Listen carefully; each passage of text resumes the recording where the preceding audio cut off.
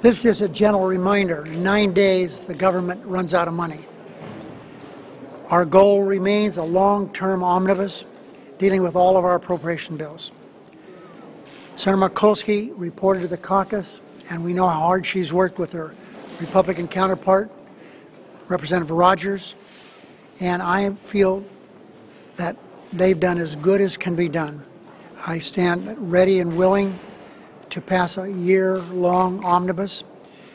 I acknowledge I haven't seen it yet, but I can imagine it won't be a perfect bill, and that's an understatement. But no legislation is. I've had very productive conversations with my Republican counterparts in the House and in the Senate. Everyone recognizes we have a goal of passing a year-long spending bill. I think it would be quite a burden for the Republicans to bear if the first thing out of the box is government being unfunded. That's why it's so important to do this. A series of short CRs hasn't worked in the past, won't work in the future.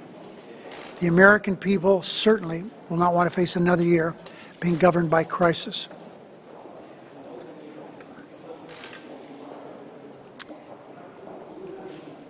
So, in short, I'm doing everything I can to help the Republican leaders accomplish what I believe they say publicly and privately what they want.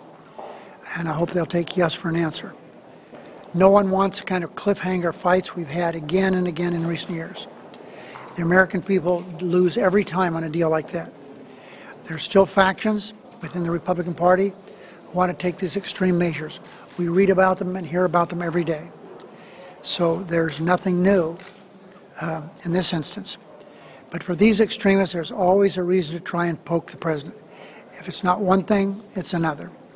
At some point, it'll be time for responsible Republicans to step up and put these extremists in their place so that we can govern like adults. I hope this will happen sooner rather than later. Senator Reid, yes.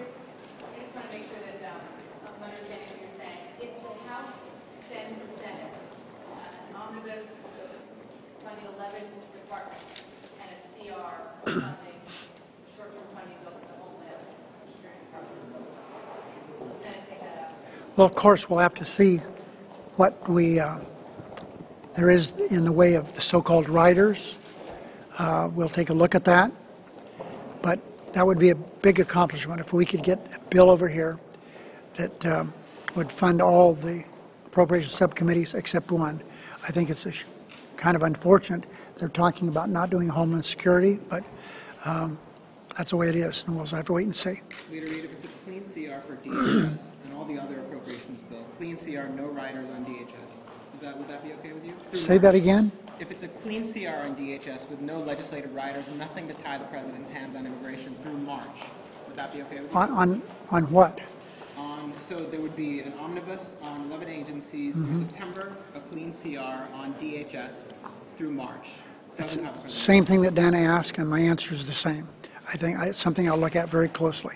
I think it's a shame that they're not going to include a very important Homeland Security appropriation bill, but I understand why they're doing it. We'll take a look at it. Senator Reid. Yes. It looks like the House tomorrow is going to pass a one-year retroactive tax extenders bill. Once it gets over here, do you plan to take it on as is, or Well, we've had a long discussion in the caucus today. Let's see what they send us, what's in it, and we'll make that decision then. if they send over a 1 year, what would you do with it? I just said we'll take a look at it and see what else they have in it other than the one-year extension. Senator Reid, what about the House is also planning to vote on a disapproval measure for President Obama's immigration action? Would you bring that up for a vote over here? No. Your party? No. Senator Reid, what happened with your tax extenders deal? The White House threatened to veto the bill before it was even released. Well, you know, that's one of the unique things in life. You learn things all the time. It's hard to veto something that doesn't exist, but, you know, there was never an agreement reached to veto. There was an agreement reached, and that's why the preliminary work that was done was given to Chairman Wyden, and for whatever reason, that ended the discussions. Yes. Senator Schumer gave a speech last last week in which he said Democrats made a mistake of focusing so early on health care as opposed to the economy. What did you think about that? I read that very, very long speech.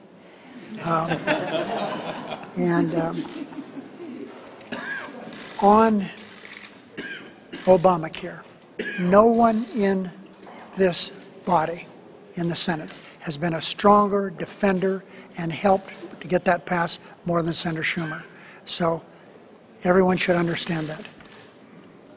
Senator Reid, have you had any conversations with the White House and others in the administration? I know you talked to the Secretary of Energy who said, but about the nominations backlog and about how long do they want you to stay to get through as many of these nominees as they possibly can? Well, we're going to do the very best we can and move as many as we can. Right now, we have a number of them we're trying to work on. We've got, of course, NLRB, we've got the Nuclear Regulatory Commission. We've got a number of things we're going to get done in the next few days. Just a second. But we still have 130 nominations pending. And it doesn't take an Einstein to figure out there are enough hours in the day or the week or the next month to get those done.